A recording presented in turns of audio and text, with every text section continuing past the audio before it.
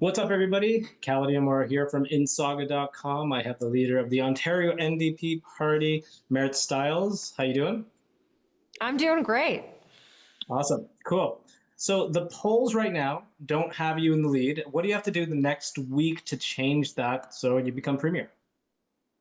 Well, first of all, I think many people are just starting to wake up to the fact that there is an election happening at all, and that's normal, right? People are busy with their lives. We're starting to see a lot of momentum, a lot of excitement picking up across our ridings. We're seeing it post the debate, which happened earlier this week, and so I think things are starting to shift a lot. I think a lot of people are connecting with our message and our plan and what it's going to mean for Ontario families, and a lot of what we're offering are really game changer plans for the future of Ontario and for everyday people, like including, by the way, fighting rising costs and building homes and hiring doctors, fixing our schools, and a lot of things that address, I think, some of the specific concerns of folks in the Peel region. Do you think, we're talking about tariffs now, do you think Doug Ford has done enough to push back against tariffs? And what would you have done differently?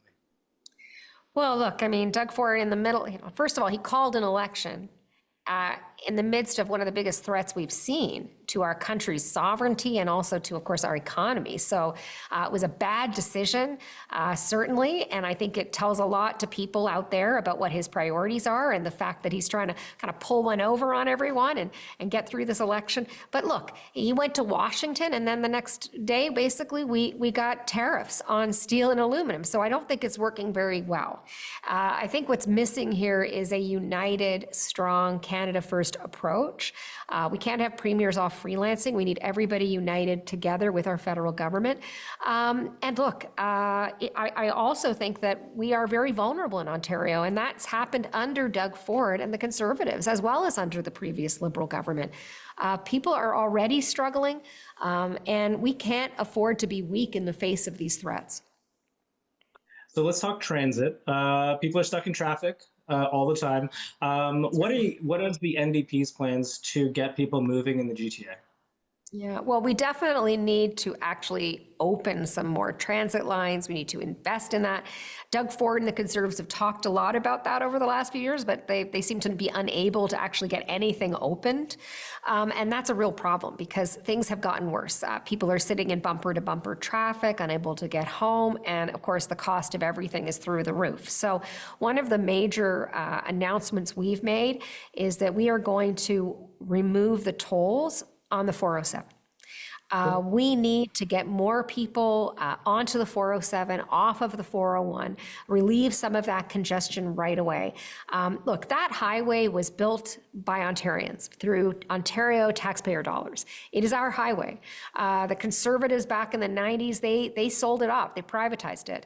I'm going to negotiate with that company to remove the tolls. It's about time, and it's really going to solve problems for people right away by putting money in their pocket and getting them home to their families faster. Awesome. So let's talk about Metrolinx. Everybody cringes whenever they hear that name.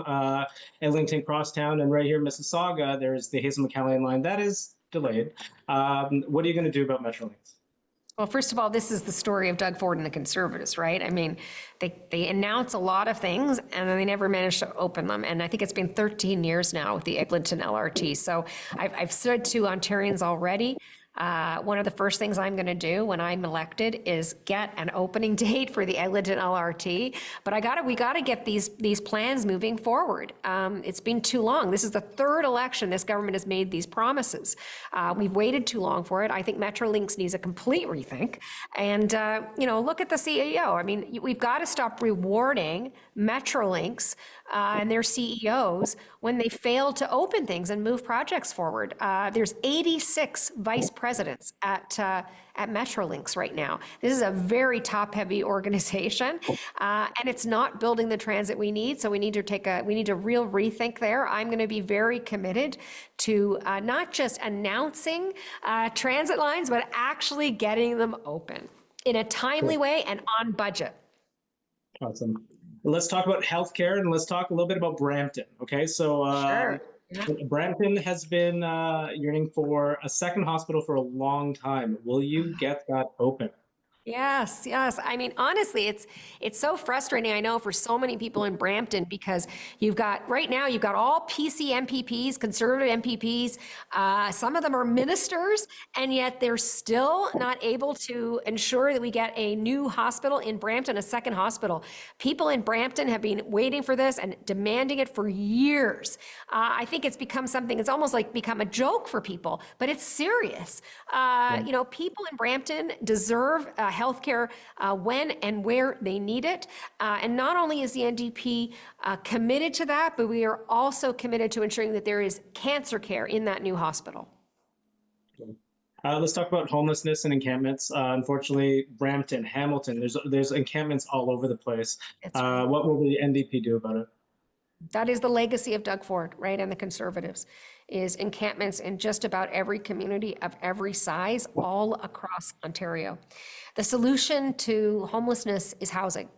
And we're not seeing housing built in Ontario, certainly not affordable housing, but we are at the lowest builds or housing starts that we've been at since the 1950s.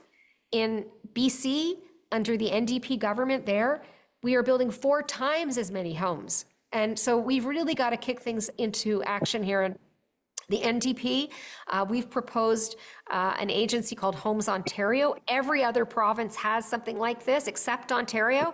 We need to get back in the business of building truly affordable homes. So we're committed to building 1.5 million homes in 10 years. 300,000 of those would be affordable rental, co-op housing. And this is really important for the encampments we're talking about. 60,000 supportive housing units. That means like wraparound supports for people who really need that extra support.